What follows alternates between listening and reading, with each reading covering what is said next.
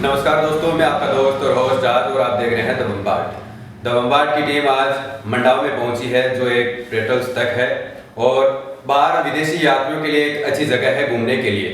आज इसी में हम आए हैं नगर पालिका में। आज हमारे साथ जुड़े हैं संदीप जी, जो 4 नंबर वार्ड के पार्षद हैं। तो आज हम आपको मिलवाते हैं संदीप जी से। चलिए सीधा रुख करता हूँ संदीप जी की ओर। नमस्कार सर। नमस्ते जी। सर, सबसे पहले मैं चाहूँगा कि आप हमारे दर्शकों को अपना जीवन परिचय दें। देखो, जीवन परिचय मंडावा में तो ये मेरा परिचय किसी परिचय का मोहताज नहीं है जी। लगभग पूरा मंडावा संदीप परिहार नाम से जानता है जी, मंडावा से बाहर की दुनिया है ताकि वो लोगों को भी पता चले। बिल्कुल बिल्कुल। एक देखो, मंडावा में मैं कम से कम लगभग 6 साल से एक ग्रुप चला रहा हूँ, व्हाट्सएप ग्रुप जी। जागरूक मंडावा। उस ग्रुप के थ्रू भी लगभग मंडावा के लोग और मंडावा से बाहर के लोग उसमें ऐड है, तो वो अच्छी तरह से जानते हैं जी। और दूसरी बात ये कि मैंने एमए किया, बीए किया, एमए किया, उसके बाद मैंने पीजीडीसीए की जी। फिर मेरे को लगा कि थोड़ा इस राजनीति में हाथ आजमाना चाहिए जी। तो फिर मैं यहाँ हमारे वार्ड में संयोग देखो, हमारे वार्ड में फिर एससी की सीट आ गई। तो मैंने बोला कि भाई एससी की सीट है तो मैं चुनाव लड़ने का इच्छुक हूँ जी। तो मैंने फिर चुनाव लड़ा। चुनाव लड़ने का इच्छुक इसलिए हुआ कि मैं चुनाव से 3 साल पहले हमने ई मित्र किया था यही ऑफिस में जी। तो फिर लोगों से बढ़िया अच्छा जुड़ाव हो गया, सरकारी योजनाओं को लोगों को बताना, फिर उनको भी लगा कि ये सही काम कर रहा है जी। तो फिर वो जो सरकारी योजनाएं होती है, अब जैसे बहुत सारी सरकारी ये गांव चलो अभियान और भी बहुत से अभियान मतलब ये चलाने के लिए बता रहे हैं कि लोगों को आप बताओ कि ये योजनाएं हैं सरकार की। तो हम तो बहुत पहले से लोगों को बता रहे हैं कि भाई सरकार की ये योजना है, तो आप फॉर्म फिल करवाओ, आपको ये कोई लोन मिलेगा या फिर और भी कुछ जो सरकारी सेवाएं उसका लाभ मिलेगा जी। सर, आप कॉलेज लाइफ में थे तब भी क्या आप राजनीतिक में एक्टिव थे? जी बिल्कुल था। मैंने क्लास रिप्रेजेंटेटिव का चुनाव लड़ा था और वो जीता था मैंने जी, बीए सेकेंड ईयर में मंडावा कॉलेज से जी। आपकी विचारधारा भारतीय जनता पार्टी से है? बिल्कुल, नरेंद्र मोदी जी ही हमारे एकदम गुरु है, मतलब कमल का फूल गुरु है हमारा जी। तो सर, आपकी विचारधारा है वो सामने वाली पार्टी से कहाँ टकरा जाती है? वो एक जैसे देखो, कांग्रेस पार्टी है शुरू से ही है, एक तो जातिवाद पे राजनीति की इन्होंने, हिंदू मुस्लिम की सबसे बड़ी राजनीति ये कांग्रेस पार्टी ही की जी। कैसे, जरा मतलब देखो, इन्होंने बोला अब ये जो राहुल गांधी जी न्याय यात्रा निकाल रहे हैं, क्या इन्होंने सिखों के साथ न्याय किया था? इनके सिख प्रधानमंत्री बनाए, क्या न्याय हुआ उनके साथ? उनका नरसंहार किया। फिर ये बोलते हैं कि हम न्याय यात्रा निकाल रहे हैं, न्याय करेंगे। तो इसके पीछे की थिंक देखो आप, क्या न्याय कर रहे हैं, ये किसका भला कर रहे हैं? इनकी सोच एकदम से निचले स्तर की। आपने बताया कि आपकी विपक्ष की पार्टी है वो जातिवाद करती है, तो क्या ऐसा भारतीय जनता पार्टी में नहीं होता है? बिल्कुल नहीं होता सर। भारतीय जनता पार्टी की जातिगत राजनीति नहीं करती, बिल्कुल नहीं करती। एक दलित को इन्होंने राष्ट्रपति लेवल तक पहुंचाया है और वो सिर्फ विपक्षी पार्टी, हम दलितों को ये कर देंगे, हम वो कर देंगे, और जब दलित पे अत्याचार होता है तो वो कुछ छिप जाते हैं, वो जी कुछ नहीं होता जी। अभी हम राजनीति की बात करते हैं तो अभी राम मंदिर का उद्घाटन हुआ है, राम मंदिर की प्राण प्रतिष्ठा हुई है। ये चुनाव आने से पहले हुई, जबकि मंदिर निर्माण का कार्य पूरा नहीं हुआ, उससे पहले प्राण प्रतिष्ठा की। ऐसे आपके विपक्ष के लोग वो आरोप लगाते हैं कि ये सिर्फ राजनीति करने के लिए इस मंदिर को बीच में ला रहे हैं, ये चुनाव होने के बाद में भी कर सकते थे। इसके बारे में आपका क्या कहना है? जब मुहूर्त हो चुका था कि भाई 22 जनवरी को ही प्राण प्रतिष्ठा होगी, तो उनको मतलब डेट, निर्वाचन आयोग ने डेट फिक्स थोड़ी की कि ये चुनाव से जस्ट पहले आप प्राण प्रतिष्ठा कर लीजिए या इनके बाद तुरंत पर प्राण प्रतिष्ठा होगी। अगर इन सब चीजों से आपको थोड़ा कुछ भी है तो आपको जो न्योता दिया था वो अस्वीकार क्यों किया आपने जी? उस पर अगर हमें प्रश्न उठाए कि आपने अस्वीकार क्यों किया, तो उसका जवाब है क्या उनके पास? कि वो एक तरफ बोलते हैं कि राम जी तो सबके हैं और एक तरफ आप जब ट्रस्ट से आपको न्योता जाता है तो आप मना कर देते हैं, पूर्ण अस्वीकार कर देते हैं। ये क्या, इसके पीछे कारण क्या है? जी, इसका तो मैं नहीं बता सकता, लेकिन कुछ नेता हैं जो सोशल मीडिया पे ये बोलते हैं कि हमें न्योता नहीं आया, हमें बुलावा नहीं आया, और कुछ नेता तो ऐसे भी हैं जो सोशल मीडिया पे बोल रहे हैं कि हमें जाने ही नहीं दे रहे हैं। ऐसा कुछ नहीं है। न्योता न तो बीजेपी के कार्यालय से जाया गया है और न मोदी जी ने दिया है। मंदिर का एक ट्रस्ट है, उन सब ने छंटनी करके उन सब ने ही न्योता दिया है। वो कोई ये देख देख के न्योता नहीं दे रहे कि ये बीजेपी का इसको दो, ये कांग्रेस का इसको दो। जी, चलिए वो एक ट्रस्ट दे रहा है न्योता, न कि नरेंद्र मोदी या भाजपा कार्यालय से आ रहा है न्योता। जी, चलिए हम बात करते हैं मंडावा शहर की और आपके शहर की राजनीति के बारे में। तो मैं सबसे पहले चाहूँगा कि आपने अब तक पार्षद बनने के बाद अपने वार्ड के हित के लिए क्या क्या विकास कार्य किए हैं, वो भी ज़रा दर्शकों को बताइए। जरूर बताएंगे। देखो, मैंने विकास के नाम पर सबसे पहले जनता क्या चाहती है कि अच्छी सफाई हो, अच्छी हमारे वार्ड में हर गली में अच्छी रोड हो, स्ट्रीट लाइट समय पर जलती रहे। इसके लिए मैंने वो जो हमारे नगर चेयरमैन हैं अध्यक्ष जी, उनको लिखा कि भाई मेरे वार्ड में अब अगर पास वो करेंगे तभी तो मैं वहाँ बनवाऊंगा ना जी, कि ये रोड है। अगर मेरे पास तो बजट है नहीं या मेरे पास पावर भी नहीं है कि मैं ये रोड बननी चाहिए बन जाएगी। मैंने उनको लिख के दिया कि भाई ये 3 जगह रोडें बनानी है, सड़क बनानी है। तो उन्होंने सिर्फ एक मेरी पास की और बाकी 2 रिजेक्ट कर दी। मैंने पूछा भाई क्या कारण है, क्यों रिजेक्ट कर दिया आपने? तो उनके पास कोई जवाब नहीं था। तो उन्होंने कोई तो जवाब दिए होगा कि कुछ जवाब ही नहीं था, वो मौन थे कि नहीं रिक्वेस्ट ठीक है, एक बन गई होगी आपकी। और पूरे मंडाव में 151 रोड सड़क का उद्घाटन हुआ था जी, उनमें से मेरी वाली 2 क्यों कट कर दिया आपने? भेदभाव से काम किया आपने। सिर्फ कांग्रेस पार्टी के जो पार्षद हैं उनकी वार्ड में अच्छी तरह से सफाई मान लो या फिर सड़क मान लो, कुछ भी मान लो, उनका ही काम करोगे आप। मैंने लिखित में दिया था आपको कि सर मेरे वार्ड में इन जगहों पे रोड बनानी है। तो आपने उन्होंने ये देखा कि इस गली से कांग्रेस कार्यकर्ता का घर आता है क्या? उन्होंने देखा कि हाँ आता है, फिर यही रोड बनानी चाहिए। ये एक आरोप ही है मान लो हमारे अध्यक्ष पर। जी, आप बता रहे हैं कि यहाँ पर भेदभाव का काम होता है। क्या ये सरकार बदलने के बाद, जो अभी नई सरकार का गठन हुआ, इसके आने के बाद इस भेदभाव की नीति में कोई बदलाव देखने को मिला आपको? उन पे कोई प्रभाव पड़ा है इस बात का? फिलहाल तो देखो, भेदभाव तो नहीं बोल सकते।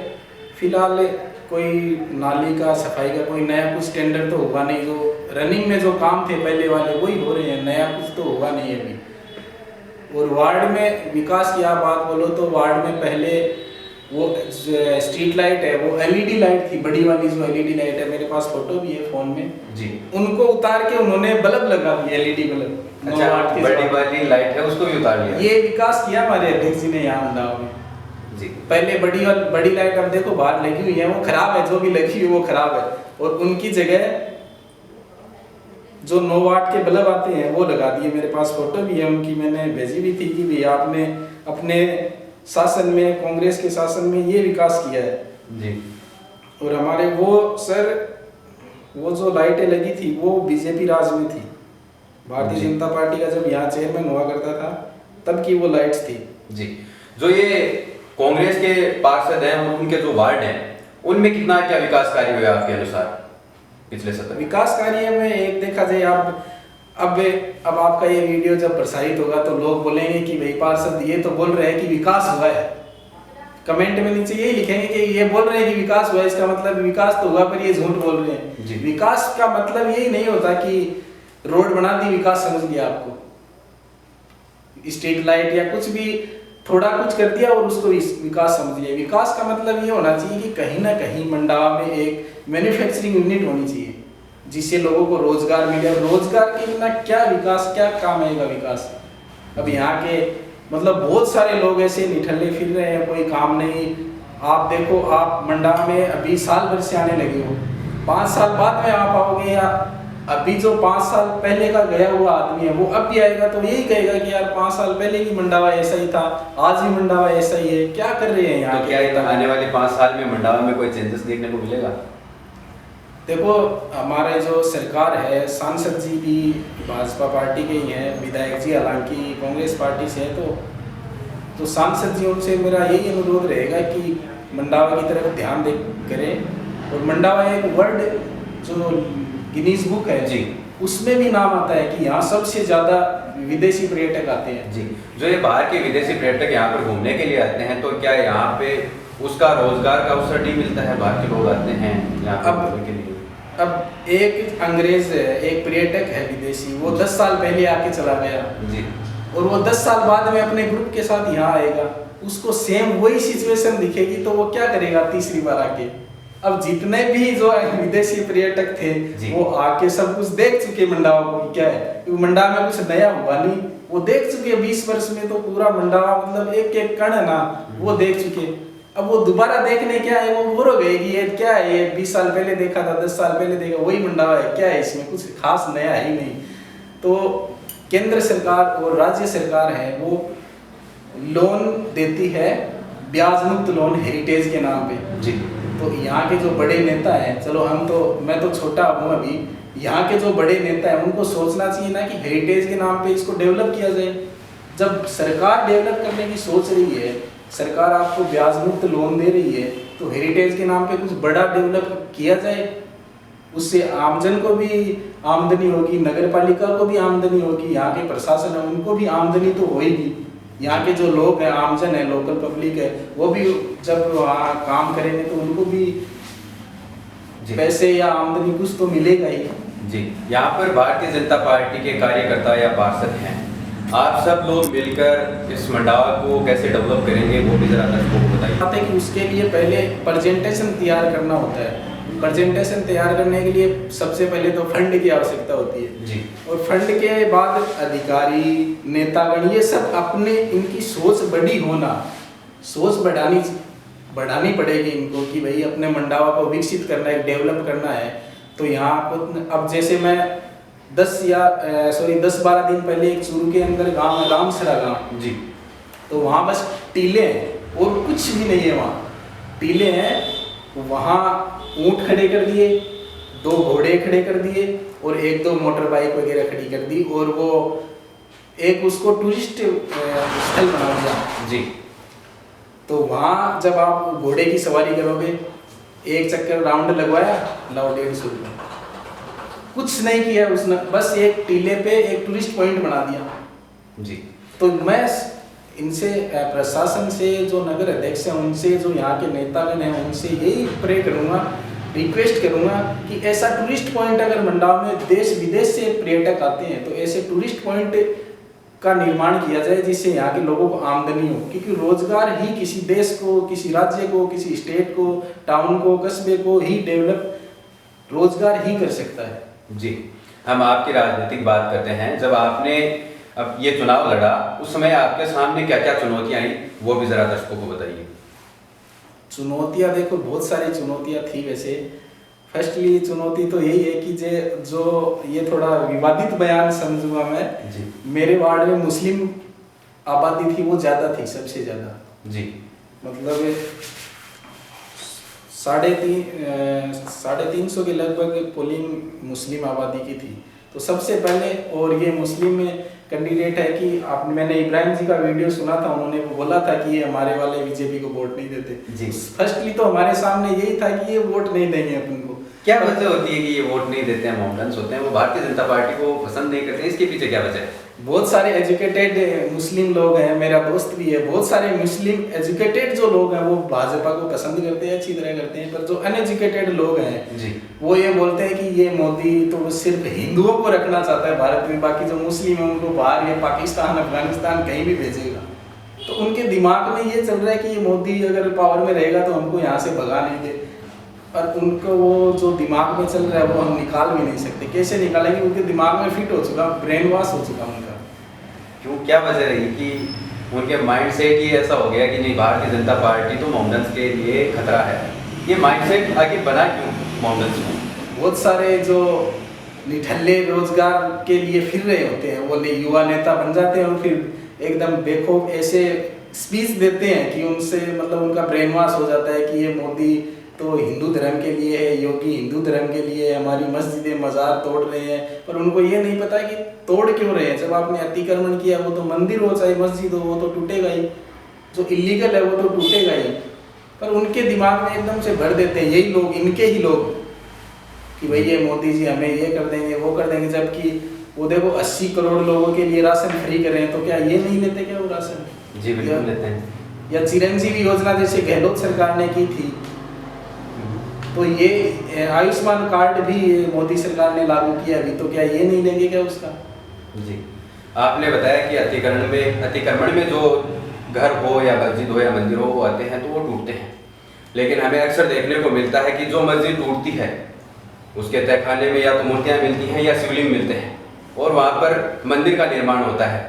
उसी जगह पे वो मंदिर निर्माण होता है, तो क्या वो अतिक्रमण में नहीं आता है? देखो वो एक अलग मैटर हो गया। जैसे अब मेरा घर है जी, मेरा घर, मैंने कुछ तो इस जमीन के लिए कोई कागजात दस्तावेज तैयार कर रखे हैं ना, तभी मैं यहाँ घर बनाया मेरा। जी।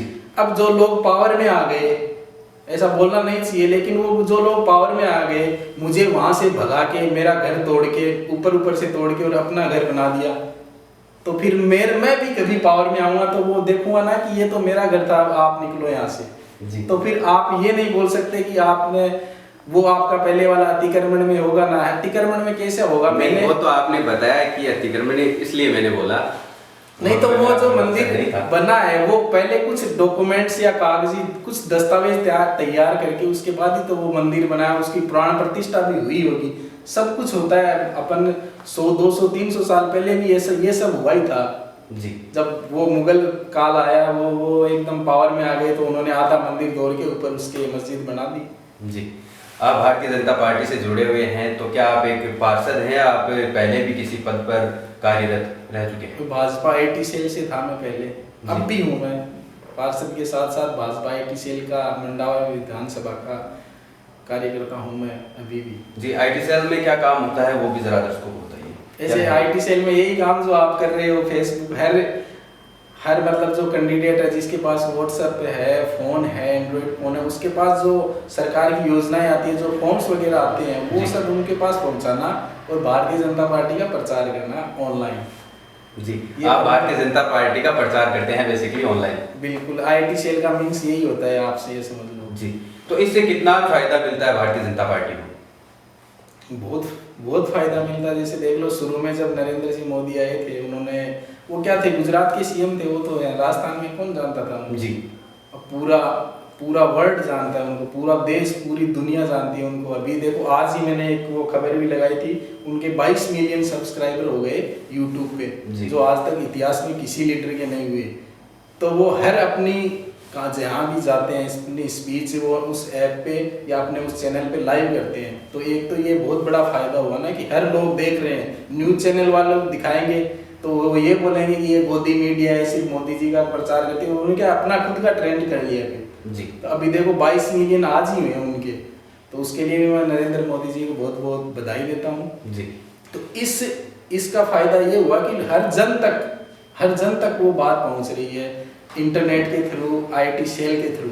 जी, मंडावा में पिछले 70 में उपचुनाव हुए, उससे पहले चुनाव में यहाँ से नरेंद्र जी विजय हुए भारतीय जनता पार्टी से, और उसके बाद वो सांसद बनते हैं, और सांसद बनने के बाद 1 साल बाद चुनाव होते हैं। उस उपचुनाव में ऐसा क्या हुआ कि 1 साल में ही जनता का रोष और जोश भारतीय जनता पार्टी से कांग्रेस पार्टी में हुआ। देखो, ये तो मतलब एक जनता से जुड़ाव नहीं रहा उनका, एक मैं मानता हूँ जनता से जुड़ाव नहीं रहा उनका, क्योंकि एक सांसद बनने के बाद आप पे जिम्मेदारियां बहुत आ जाती है, और लोकसभा क्षेत्र पूरा बहुत बड़ा होता है। जी। तो उससे अब बार आपको दिल्ली जाना, अभी भी वो दिल्ली गए हुए हैं। जी। तो वो थोड़ा जनता का जुड़ाव उनका कम रहा। लोगों की थिंक भी ये रही कि भाई ये MLA तक ठीक है, ये बहुत अच्छा काम कर रहे हैं MLA तक, लेकिन वो क्या करे, पार्टी का जैसा आदेश होता है उसको वो तो मानना ही पड़ेगा ना। अब जनता से जुड़ाव कम रहा उनका ये सांसद बनने के बाद, ये मुख्य कारण मैं यही मानता हूँ जी, उनकी हार का या फिर जनता का रीटा जी की तरफ झुकाव का, यही मानता हूँ जी। नरेंद्र जी सांसद बने, सांसद बनने के बाद झुंझुनू के लिए उन्होंने क्या क्या विकास कार्य करवाए हैं वो भी जरा दर्शकों को बताइए। झुंझुनू के लिए क्यों, मैं तो मेरे मंडावा के लिए ही बोलूँगा जी कि बिल्कुल, मंडावा की मंडावा मतलब इतना छोटा, सबसे जितनी भी नगर पालिका है सबसे छोटी नगर पालिका मंडावा नगर पालिका ही है जी। उसमें भी उन्होंने बाईपास निकलवा दिया करीब 100-150 करोड़ रुपए की लागत से, नितिन जी गडकरी से बात करके। आप देखो वहाँ जब सदिंसर जाओगे ना तो वहाँ से बाईपास निकलेगा, वो बहुत बड़ी बात है। किसी भी शहर के विकसित होने का एक जरिया है वो कि वहाँ से बाईपास निकले, ट्रेन या रेलगाड़ी वगैरह निकले, तो बाईपास निकल रहा है उनके लिए भी मैं सांसद जी को बहुत बहुत धन्यवाद देता हूँ। ये भी एक मंडावा विकसित करने के लिए अच्छी पहल है उनकी। जी। हाल ही में जो चुनाव हुए हैं विधानसभा के, उनमें आप अपने प्रत्याशी नरेंद्र जी को जिताने के लिए आपने किस प्रकार प्रयास किया, किस प्रकार संघर्ष किया, वो भी जरा दर्शकों को संघर्ष तो देखो, संघर्ष तो कैसे बोले, प्रचार प्रसार बहुत अच्छा किया हमने, घर घर जाके वोट मांगे। मेरे पास देखो सामग्री भी पड़ी है नरेंद्र जी की बहुत सारी, उनके पर्चे, बैनर वगैरह, जी। फूल, घर घर जाके हमने वोट मांगे। बस यही प्रचार प्रसार किया, वो तो क्या जाने जनता का रुख। जी। आपके विपक्ष की विधायक हैं, उन्होंने पिछले 70 में मंडावा के लिए आपके अनुसार क्या विकास किया? मंडावा के विकास देखो, ये बता रहा हूँ मैं, 151 सड़कों का उन्होंने उद्घाटन किया था जी। और उनके कार्यकाल में तहसील भी बनी है, तहसील कार्यालय, एसडीएम कार्यालय, ये उनके कार्यालय में ही हुए हैं। जी। अभी फिर चुनाव आने वाले हैं 5 से 6 महीने बाद, उनमें आप अपनी पार्टी को जिताने के लिए किस प्रकार प्रयास करने वाले हैं? क्या आपकी चुनौती, क्या आपकी रणनीति रहेगी इस बार जीतने उनकी के लिए? रणनीति तो मोदी जी ने रच दी है, वो खुद बोल रहे हैं जहाँ भी जाते हैं कि तीसरी बार मोदी सरकार जी। और उनके वो खड़गे जी हैं, वो भी बोल रहे हैं कि लोकसभा में बोल रहे थे कि अब की आप ये चाह रहे हो ना, अब की बार 400 पार। तो मैं तो खड़गे जी को बधाई देता हूँ कि आपने बहुत बहुत सही बोला है, बहुत सही बोला है कि अब की बार 400 के पार होगी सीट लोकसभा की नरेंद्र जी मोदी की। उनकी तो रणनीति रच चुके हैं मोदी जी। जी। आपने राजस्थान में 2 नेताओं की बार बार सरकार देखी है, अशोक जी और वसुंधरा जी राजे। इन दोनों की हम बात करें तो इन दोनों में ऐसा क्या सम्मान है कि समानताएं हैं इन दोनों की कि जनता इनको ज़्यादा पसंद करती है? क्या समानताएं हैं? तो ये है कि यही मुख्यमंत्री, मैं तो जब मैंने पढ़ा था कि मुख्यमंत्री कौन है राजस्थान का, अशोक गहलोत है, मुख्यमंत्री राजस्थान की कौन है, वसुंधरा राजे। अब ये 20, 25, 30 साल से ये दोनों ही जब सीएम बनते आ रहे हैं तो बस लोगों की हो गया कि हाँ यही है सीएम। अब देखो नए शर्मा जी को बनाया उन्होंने क्या नया करने की ठानी है, क्या नया करेंगे, ये मेरे ख्याल से लोकसभा इलेक्शन के बाद ही पता चलेगा। जी। अभी वो भी लोकसभा चुनाव की तैयारियों में लगे हुए हैं। जी। हमें सुनने को मिलता है कि पिछली सरकार ने जनता के लिए जन कल्याण योजनाएं निकाली, अच्छी योजनाएं निकाली। इतनी अच्छी योजनाएं निकालने के बावजूद राजस्थान में कांग्रेस को हार का सामना करना पड़ता है, इसके पीछे क्या वजह हो सकती है? योजनाएं उनकी कोई इतनी अच्छी खास योजनाएं नहीं थी, वो सिर्फ मुफ्त की रेवड़ी बांटने का काम किया उन्होंने। और कुछ योजना में उनका सिर्फ एक योजना अच्छी, वो चिरंजीवी योजना, ये मोबाइल बांट दिए, फ्री के किट बांट दिए, उसमें किसी में तो पाउडर आ रहा है, किसी में मतलब कचरा आ रहा है, वो मसाले जो दिए थे जी, ये मुफ्त की रेवड़ियां बांटने हैं। उनकी योजना सिर्फ एक अच्छी थी, चिरंजीवी। और मैं तो सीएम साहब से यही मैं रिक्वेस्ट भी करूंगा कि ये जो चिरंजीवी योजना है, ये आप या फिर ये जो आयुष्मान कार्ड है, ये हर परिवार का बनाइए, जिससे इसमें चिकित्सा सेवाओं का लाभ मिल सके। जी। राजस्थान में पिछली सरकार ने मोबाइल बनवाया, इससे राजस्थान पर क्या असर पड़ा है? कोई पॉजिटिव असर आया है या फिर नेगेटिव? इससे टोटली नेगेटिव असर है। जी, किनको मिला? किसको मिला? जो विडो लेडीज थी उनको मिला। और जो उन्होंने ये किया कि जो काबिल हैं, जो बीपीएल के मेंबर हैं, जो बीपीएल सदस्य, उनको ही मिलेगा, उनको किसी को नहीं मिला। शुरू में जो गर्ल्स पढ़ती थी, लड़कियां थी, शायद सीनियर पास की हुई, उनको मिला। फिर जो विडो लेडीज हैं उनको मिला, और किसी को मिला है। उनको भी कब मिला? कभी वो बोलते हैं कि आधार कार्ड में नंबर जोड़ दो, कभी जन आधार में, वो 5 चक्कर काटते हैं। तो वो मोबाइल लेने से पहले ही गालियां बक देते हैं कि क्या किया ये। बस सीधा आपको जब देना था, सारे डाटा आपके पास है, जन आधार के भी हैं, आधार कार्ड के भी हैं, जिस परिवार को देना था उसका लिस्ट निकाल के देते हैं, हाँ भाई इनको आते ही मोबाइल देना है, सारे डाटा आपके पास है। तो ये कैंप लगाना, लाइन में लगाना, ये मोबाइल नंबर जोड़ना, उनको घूमना फिरना, इनका क्या मतलब है? इससे लोग वो लोगों को परेशानी हुई, वो विपक्ष में वोट डाल गए। जी, दुष्प्रभाव क्या यही था?